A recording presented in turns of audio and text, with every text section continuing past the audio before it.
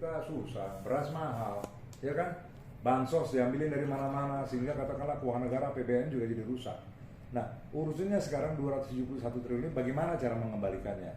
Tentunya kan ada dua cara. Kenakan dulu undang-undang tipikornya, korupsinya, kemudian sesudah itu digandeng juga dengan menerapkan undang-undang tindak pidana pencucian uang. Ya kan, sesudah dibuktikan korupsinya, dikenakan tindak pidana pencucian uang, bisa dilacak. Nah, artinya dari sekarang kejaksaan harus melakukan aset tracking. Aset-aset di tracking semua, diteliti, ditelusuri, harus dapat semua. Karena secara undang-undang, kemanapun aliran dana itu ditempatkan, apakah itu ke istri, apakah itu ke saudara, apakah itu ke mertua, apakah itu ke ipar, sepanjang uang itu berasal ya dari tangannya si tersangka ini, terdakwa ini, itu bisa ditarik. Ya, kalau cerita kerennya itu katanya kita tinggal telusuri, follow the money, ikutin aja uang ini kemana ngalirnya. Sepanjang uang ini mengalir kepada orang yang diketahui, kita bisa ambil. Persoalannya sekarang, apakah kejaksaan berani dan apakah kejaksaan mau? Ya kan? Mau sih mau, tapi beraninya mau nyita sampai berapa gitu. Kalau sekarang kan harus segera memang dilakukan penyitaan.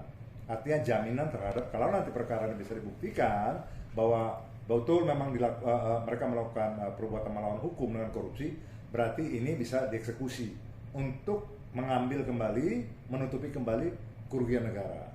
Kan gitu. Nah, pertanyaannya mau apa enggak? Karena seperti yang diungkapin itu, ini kan dananya besar sekali. Sementara sekarang aset yang ada kelihatannya besar. Besar, ada rumahnya di sini, rumahnya di Australia, mobilnya Rolls Royce, mobilnya Mini Cooper.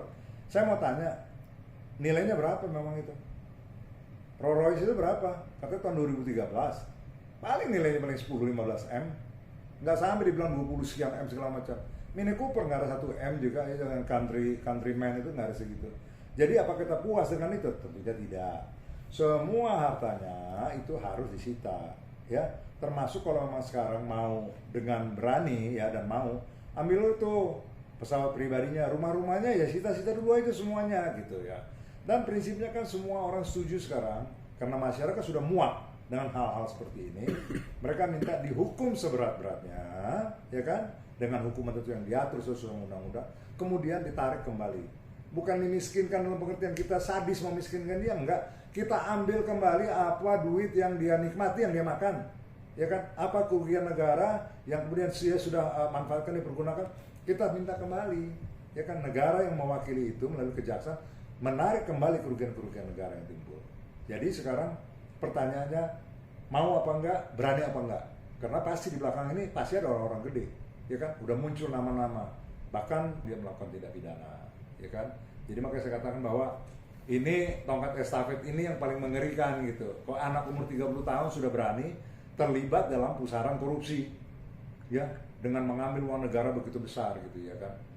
Umur 30 tahun, nanti mungkin berapa tahun lagi dia jangan turun lagi nanti anak umur 25 tahun, umur 20 tahun.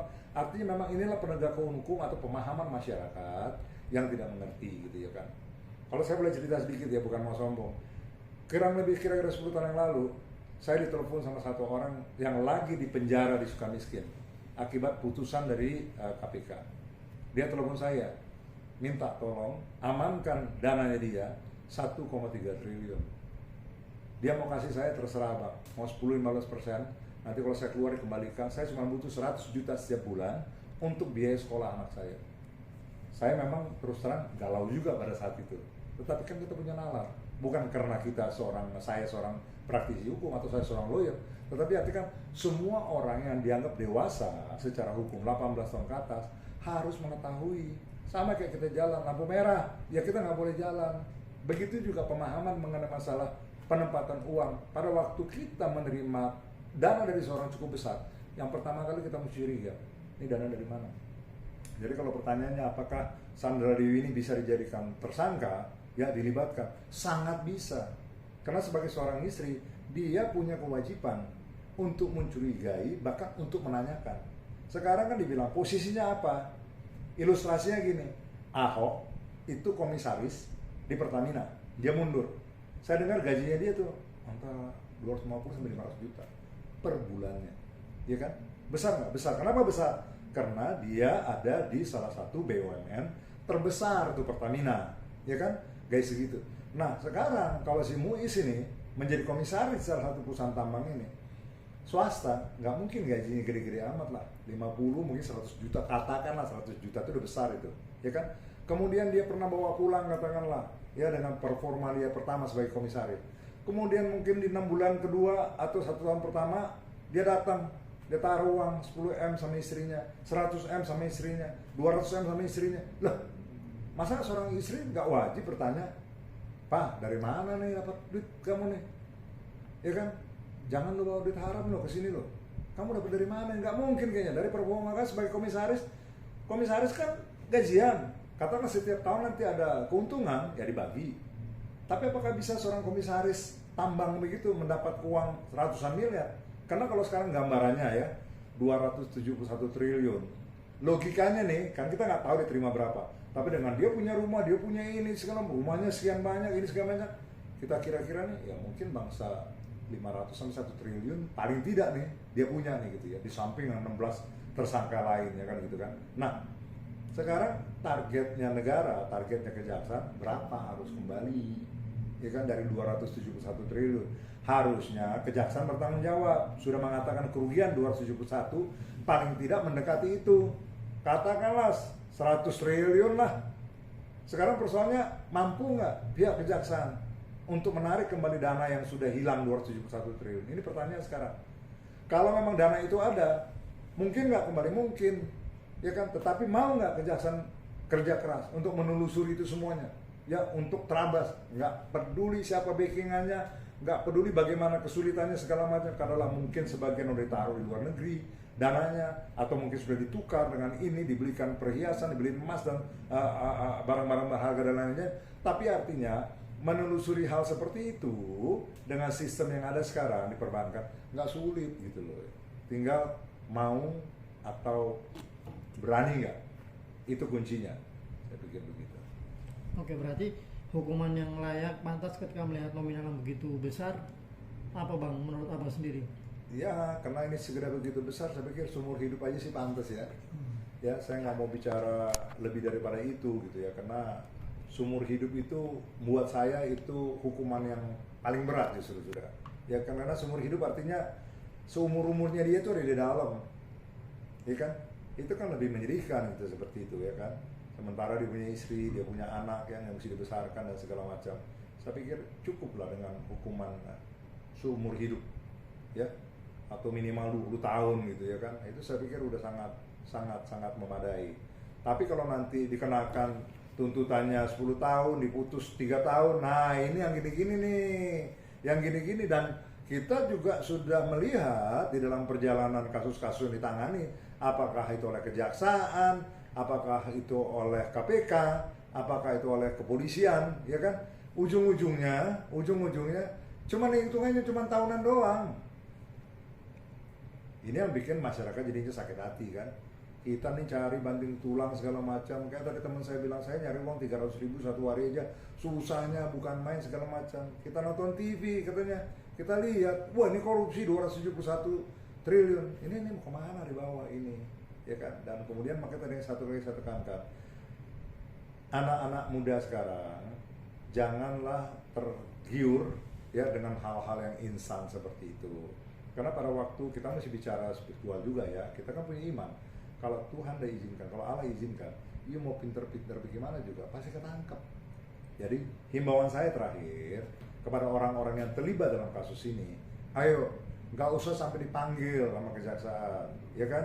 Kalau memang merasa ada menerima aliran dana melalui kasus ini, segera aja menyerahkan diri, bawa itu duitnya, serahkan. Itu baru gentleman, baru bisa dibilang gini, iya memang saya nggak tahu tadi, sesudah terekspos sekarang tahu bahwa suami saya atau keluarga saya menitipkannya kepada saya, dan saya mengerti rupanya ini adalah hasil dari pelanggaran hukum, hasil daripada korupsi, dan kemudian secara sadar saya mengembalikan. Itu baru gentle. Kalau dibiarkan sekarang kejaksaan kerja menelusuri ini, mencari segala macam, nggak gampang dan nggak selesai ini dalam tempo sebulan 2 bulan. Bisa tahunan juga nggak kelar gitu ya kan, dan tidak bisa dapat juga semaksimal mungkin.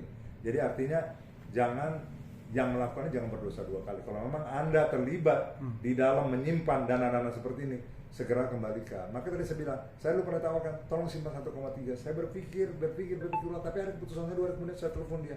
Saya bilang, sorry ya, saya nggak bisa terima. Saya dikatakan kaya enggak, dibilang saya orang nggak punya juga enggak. Saya bisa hidup normal. Ngapain saya bisa terima uang, ya? Hasil daripada korupsi seperti itu saya simpan, kemudian saya bawa pulang, anak istri saya jadi terancam, ya kan, makan duit yang haram, dan pasti itu akan membawa sesuatu bencana ke depan gitu. Jadi sekali lagi saya bilang, yang terlibat siapapun itu, saya mesti dukung kejaksaan, sikat aja, nggak ada urusan, ya. Pak jaksa sekarang tuh jam pidum, jam pitsus, siapa yang bertanggung jawab menangani perkara ini, sikat aja gitu. Kemudian buat anak-anak muda segera sadar gitu bahwa hal-hal seperti ini jangan dilakukan, dan sekali lagi bagi yang menerima dana-dana dari hasil aliran dana TPPU ini, segera melapor. Mudah-mudahan dengan Anda serahkan, Anda nggak dikenakan, mudah-mudahan, ya kan? Karena ini masalah hukum bukan berarti kayak maling ayam, nggak bisa kan? Oh maling ayam, ayamnya dikembaliin terus nggak dihukum, nggak bisa juga. Belum tentu juga kalau Anda kembalikan, tetapi pada waktu Anda kembalikan kerugian-kerugian negara ini, mungkin negara melalui kejaksaan ada pertimbangan-pertimbangan lain. Tetapi kalau Anda memang ngumpet-ngumpet terus berusaha untuk menghilangkan jejak, ya udah, silakan, ya kan, tanggung resikonya. Dan kepada kejaksaan, kerja jangan setengah-setengah, supaya memang kembali kredibilitas daripada aparat penegak hukum kita ini bisa terpandang, bisa berwibawa, dan ke depan betul-betul ini satu pelajaran sehingga hal-hal seperti ini menjadi minim dan mudah-mudahan tidak terjadi lagi di tempat